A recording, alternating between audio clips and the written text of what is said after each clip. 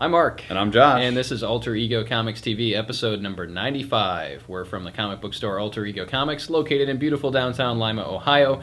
And every week we come at you with our list of top picks and what we like and what we think you should be reading. And we talk about news and such. And there really is only one piece of news to talk about that's happened in the last week. And that's that Disney has purchased Lucasfilm for an ungodly amount of money.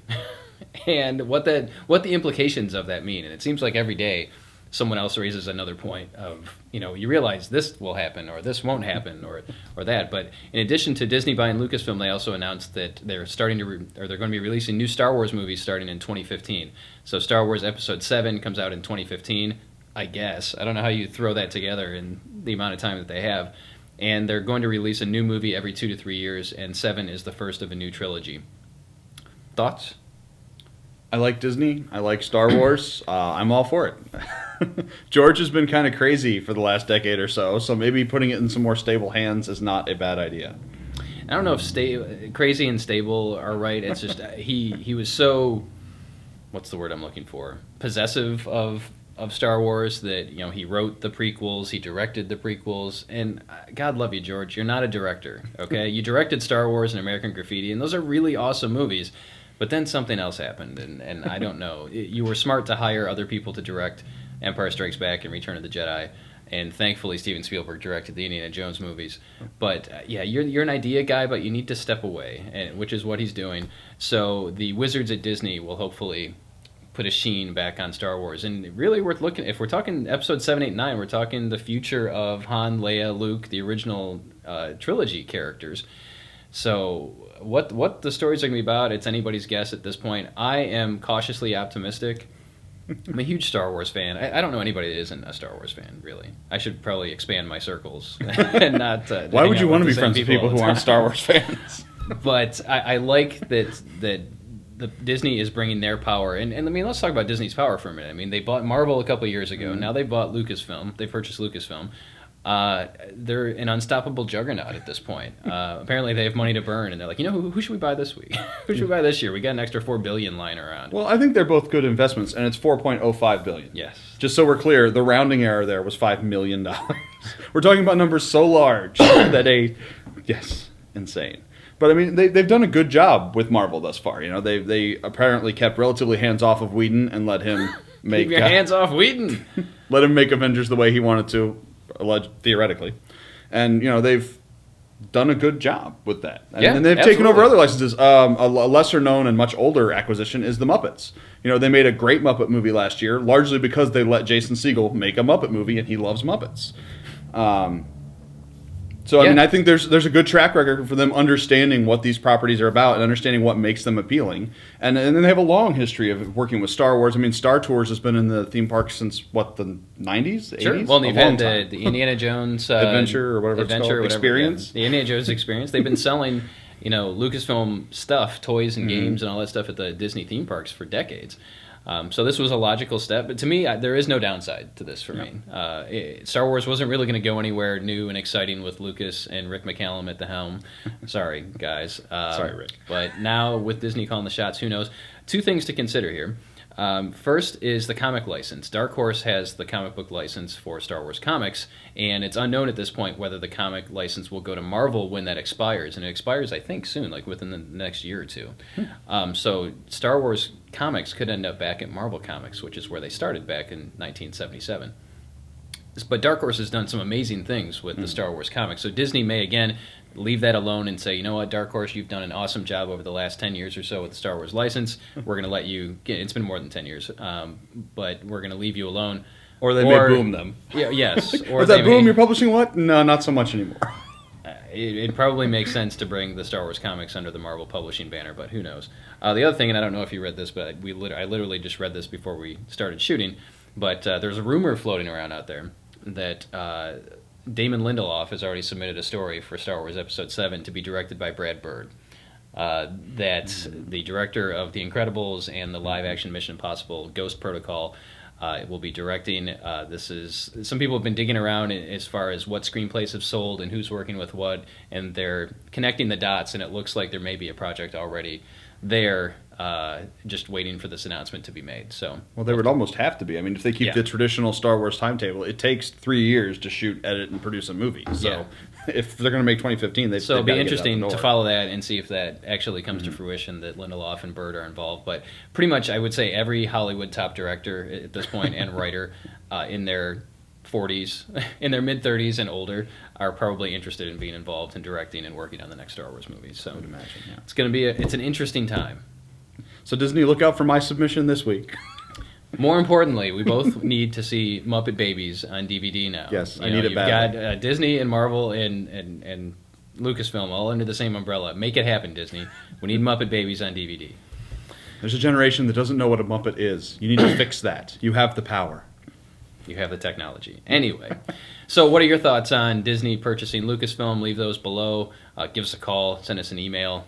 Let us know what your thoughts are, because everyone is sharing their thoughts. But we want to let you know what we thought, and we're excited about it. Cautiously optimistic, I think, is a good way to be.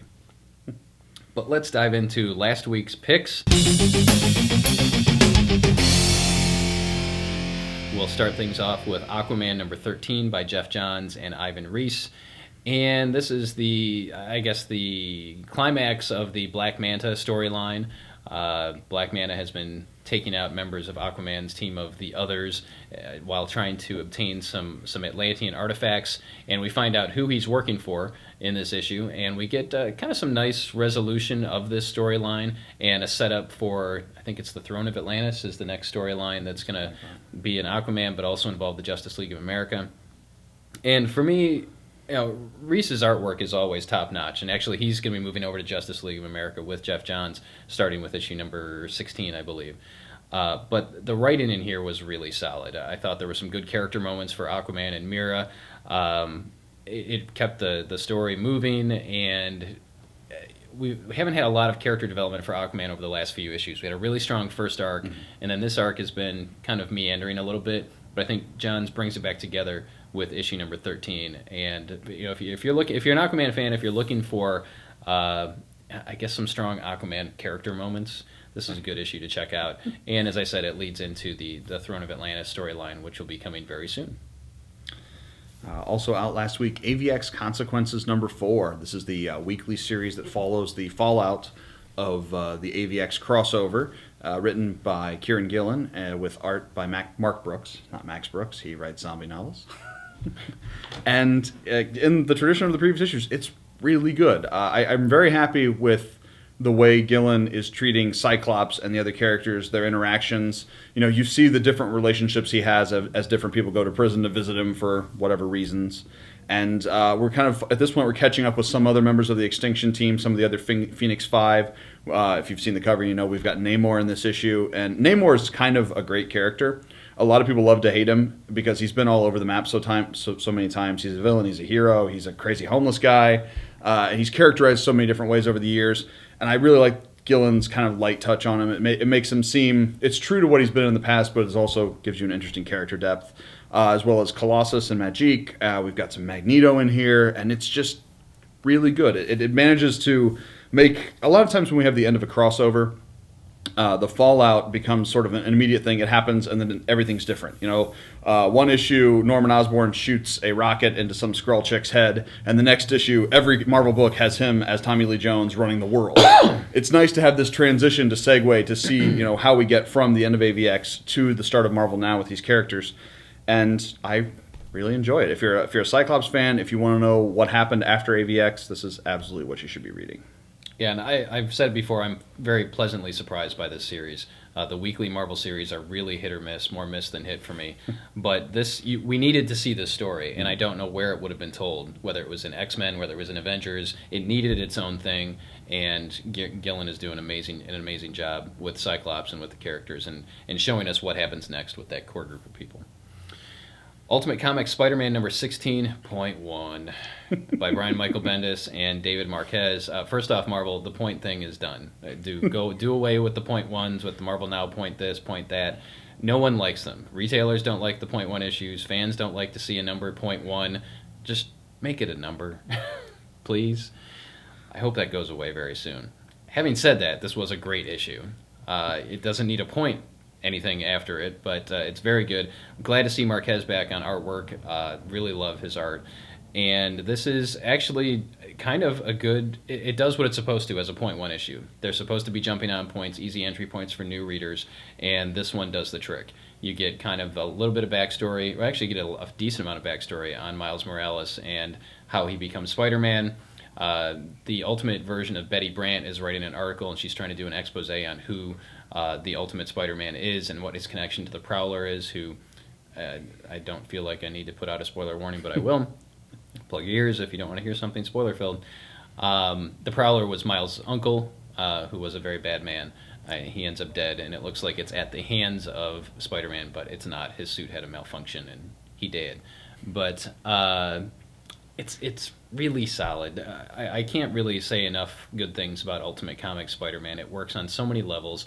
It's one of the few comics out there that is accessible to younger readers, and by younger I'm thinking maybe 10 and up, 11 and up, as well as for adults. It's a character with a name that everybody recognizes, but it's somebody new under the mask, and it feels very fresh, it feels very different, but it feels familiar at the same time. It's everything I want in a good comic. Ultimate Comic Spider-Man. I love you. They should do that with the main universe. They should put somebody else in the Spider-Man mask. Stay tuned. Also out last week, Swamp Thing Annual #1. This is written by Scott Snyder with some help by Scott Tuft and art from Becky Cloonan, who you may remember just knocked it out of the park on the recent Conan series with Brian Wood.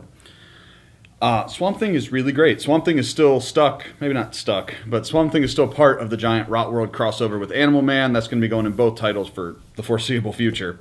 But this issue is only partially tied into that. You've got a framing story set in the Rot World, but most of it is a flashback to before Alec Holland was the Swamp Thing. Now, for me, Swamp Thing's it's a really interesting character because part of the stuff, especially in the Moore run and a little bit also in Snyder's run, is about how much is the monster or the swamp god and how much is the man. You know, Alec Holland is not Swamp Thing is not a powered Swamp Thing. You know, you have Alec Holland basically becomes Swamp Thing, and the Swamp Thing sort of overtakes his corporeal form.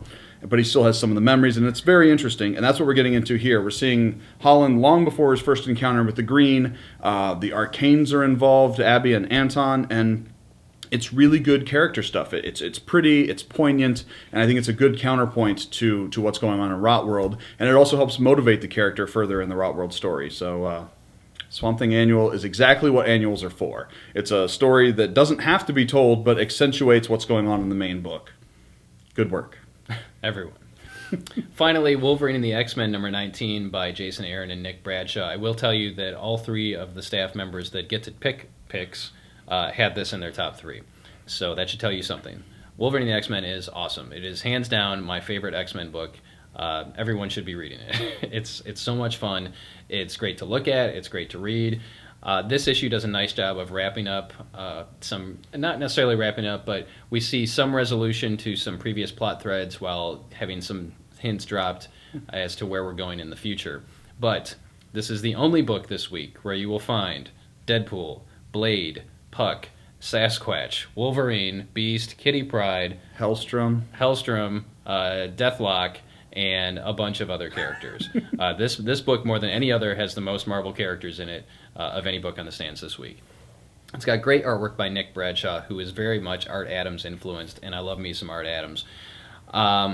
It's just the characterizations are right on. You know, Jason. It's very clear that Jason Aaron is a fan of the X-Men and grew up reading the X-Men in the 70s and the 80s, and he's doing the best job that I've seen in my years of reading comics at emulating that, but also doing something new.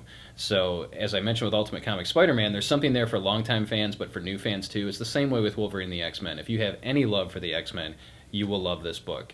If you're interested in checking out an X-Men comic, this is the one to check out, at least right now. There'll be some Marvel Now books that come out that might be more designed for new and lapsed readers, but for my money, you know, every issue of this has been strong. This one is extremely strong, as evidenced by the fact that all three of us put it in our top 3.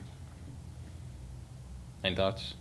It was super awesome. Aaron's other work is interesting sometimes. His arc on Wolverine and on the Hulk are about, their sins and about the monster inside. So they're kind of dark and gothic. And Wolverine and the X-Men is a complete 180 from that. It respects the history of the characters, but it's really fun. There's jokes every page. There's fun little moments, and it's just... There are mazes and pages to color. You have to find the shovel in the tree, and it's just... Wolverine and the X-Men is a fun comic. And that is something we desperately need. It's fun, but there's still that sense of peril, and bad stuff can happen, and bad stuff does happen. But it's fun. It's fun bad stuff. Yeah, it's just so good, really. Awesome. All right, we'll end on that note this week. Leave your questions below if you have any. We've got a lot of stuff coming down the road with Marvel now. Throughout the month of November and rolling into next year. But for now, we will say goodbye, and we'll see you next time. Thanks.